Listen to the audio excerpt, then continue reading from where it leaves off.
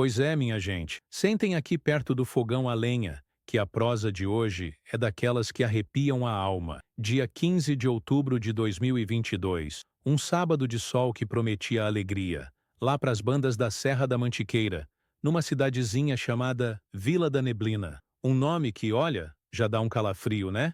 Mas para Lucas e Mariana, um casal jovem e cheio de sonhos, era o paraíso. Cansados da loucura da cidade grande, do barulho e da correria, o sonho deles era simples: um pedaço de terra, uma casinha com varanda e o silêncio que só o mato sabe dar. Naquele fim de semana, acharam que tinham encontrado. Alugaram um sítio isolado, daqueles onde o vizinho mais próximo está a quilômetros, para atestar a vida no campo. Julgavam-se seguros, pensando que a natureza era só paz. Mal sabiam eles. E esse é o grande erro de muitos, achar que o perigo só mora no asfalto. A verdade, meus amigos, é que os maiores mistérios e os casos de desaparecimento mais intrigantes acontecem onde o sinal de celular não pega. A gente se acostuma a pensar que está no controle, que a tecnologia nos protege, mas um passo em falso na mata fechada pode nos transformar em mais uma estatística. A história de Lucas e Mariana começa com uma foto, uma única foto, postada com a legenda "Jorius, nosso futuro lar, and". Era um retrato da felicidade. Mariana sorrindo, abraçada em Lucas, e ao fundo, aquele mar de morros verdes, o céu azul. A imagem perfeita, só que a perfeição, às vezes, esconde cada coisa. Naquele exato momento, eles não viram. Ninguém viu. Os amigos curtiram e comentaram: "Tchau, que lindos, aproveitem". Mas se você olhasse com muita atenção, lá no fundo, quase se misturando com a sombra das árvores, havia algo. Algo que não devia estar ali. E esse detalhe, essa coisinha quase invisível, era a chave para entender o sumiço que viria a seguir. Depois daquela foto, o silêncio. Um silêncio pesado, que durou o domingo inteiro. A família começou a se preocupar na segunda-feira, quando nenhum dos dois apareceu para trabalhar. Ligaram sem parar, e só dava caixa postal. O que parecia um fim de semana de detox digital virou um pesadelo. O pai de Mariana, um homem calejado pela vida, não esperou. Pegou o carro e subiu a serra com o coração na mão. Chegando ao sítio, a cena era de arrepiar. O portão só encostado. O carro do casal estacionado na garagem, trancado. A porta da casa, também trancada. Dentro, a mesa do café da manhã de domingo estava posta. O pão cortado pela metade. O café na garrafa. As malas ainda no quarto. Os celulares carregando na tomada. Tudo no lugar. Menos eles. Sumiram. Evaporaram. Parecia que a terra os tinha engolido. Começava ali um dos casos de desaparecimento mais angustiantes daquela região. Um mistério que deixou a polícia de cabelo em pé. A primeira suspeita, de que tinham saído para uma caminhada e se perdido, logo foi questionada. Cães farejadores rodaram quilômetros e não pegaram rastro. O helicóptero sobrevoou a área por dias. E nada. Era como procurar duas agulhas num palheiro imenso. Os dias viraram semanas, e a esperança da família murchou, dando lugar a uma dor surda. A polícia, sem pistas, sem corpo, sem sinal de luta, começou a tratar o caso como mais um na pilha de não resolvidos. A investigação de desaparecimento no meio rural é extremamente complexa. A área é vasta, as testemunhas são raras, e a natureza apaga vestígios rapidamente. A história de Lucas e Mariana corria o risco de virar mais uma lenda local, sobre o Jacas de casal que sumiu na Serra. E teria sido assim, se não fosse por uma pessoa, Sofia, a irmã mais nova de Mariana. Ela não aceitava. Enquanto todos quase desistiam, Sofia passava noites em claro, remoendo cada detalhe. Tinha a convicção de que a resposta estava em algum lugar, que eles não podiam simplesmente ter sumido. E foi nessa busca desesperada que ela voltou à única pista que tinham, a última foto. Ela abriu o perfil da irmã e ficou olhando para aquela imagem. Já a tinha visto centenas de vezes, mas naquela noite, algo a chamou. Deu zoom, de novo, e de novo, o máximo que o celular permitia. E lá estava, uma mancha, uma forma estranha, entre duas árvores, bem longe. Parecia um galho, uma pedra, mas tinha algo de humano. Seu coração disparou. Era uma intuição, uma certeza interior. Ela sentiu que aquilo era importante, e aí a tecnologia, que parecia inútil no meio do mato, mostrou sua força. Sofia não era perita, mas era uma irmã com o coração partido e um notebook. Baixou a foto em alta resolução e começou a usar programas de edição de imagem. Mexeu no contraste, aumentou a nitidez, aplicou filtros que realçavam as sombras, e a cada clique, a mancha ganhava forma. O que era um borrão virou uma silhueta de uma pessoa, de pé, parada, observando. O arrepio que subiu na espinha de Sofia foi gelado. Quem era aquela pessoa? O que fazia ali, parada no meio do nada, olhando o casal tirar uma foto? A figura era alta, magra, e parecia usar roupas escuras, quase se camuflando com a vegetação. E o mais bizarro, parecia segurar algo comprido na mão. Uma vara, um facão, impossível dizer.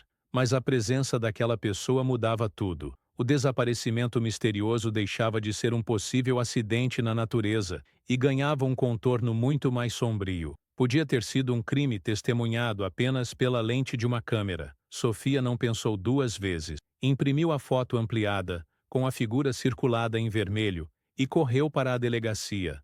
No começo, o delegado, cético, olhou com desdém. Minha filha, isso pode ser qualquer coisa. Uma sombra, de Ipuena. Mas um investigador mais novo, que cresceu com a internet, pegou o papel. Ele viu o que Sofia via. Ele viu a possibilidade. A investigação, que estava parada, ganhou um novo fôlego. Eles não tinham um rosto para procurar, mas tinham uma presença. Alguém estava lá.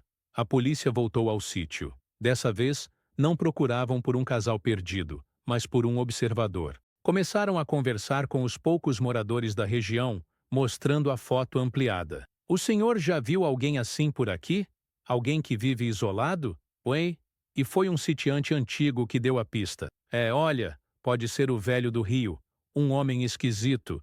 Vive numa cabana beirando o córrego, lá pro fundo do vale. Ninguém sabe de onde veio. A gente evita passar por lá.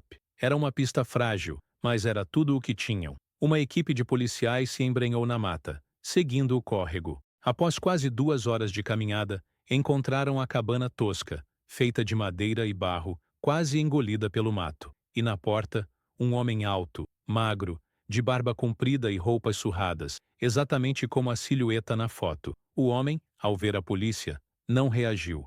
Apenas olhou, com um olhar cansado, vazio. Perguntaram se ele tinha visto o casal. Ele negou com a cabeça, mas o investigador mais novo percebeu algo. Pendurado num prego na parede da cabana, um boné de time de futebol, um modelo novo, que não combinava com aquele lugar. O investigador perguntou de quem era o boné. O velho ficou em silêncio, e depois murmurou. A achei no Matói.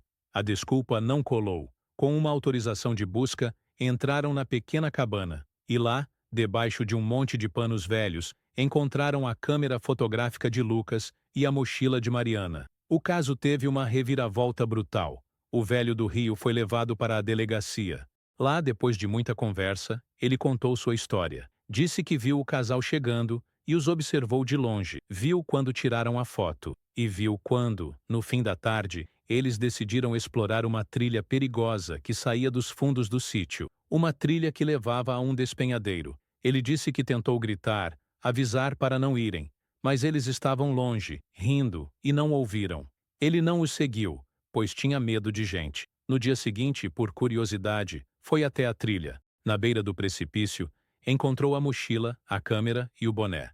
Não havia sinal dos dois. Presumiu que tinham caído, mas pelo medo que tinha da polícia, da gente da cidade, não avisou ninguém. Apenas pegou os objetos e levou para a cabana. Uma história triste, terrível, mas que fazia sentido. As buscas foram concentradas no fundo do despenhadeiro, um lugar de acesso quase impossível, e infelizmente, encontraram os corpos de Lucas e Mariana. Tinha sido um acidente, uma queda trágica, um sonho que terminou em pesadelo. Aquele sumiço sem explicação foi, no fim, explicado. Mas a que custo? Se não fosse a teimosia de Sofia, se não fosse aquela foto e aquele detalhe bizarro, eles talvez nunca tivessem sido encontrados. O velho do Rio foi indiciado por furto e omissão de socorro, mas por sua condição, e por ter colaborado no final, respondeu em liberdade. Mas a imagem dele, parado, observando de longe, ficou marcada como o anjo da morte silencioso daquela história.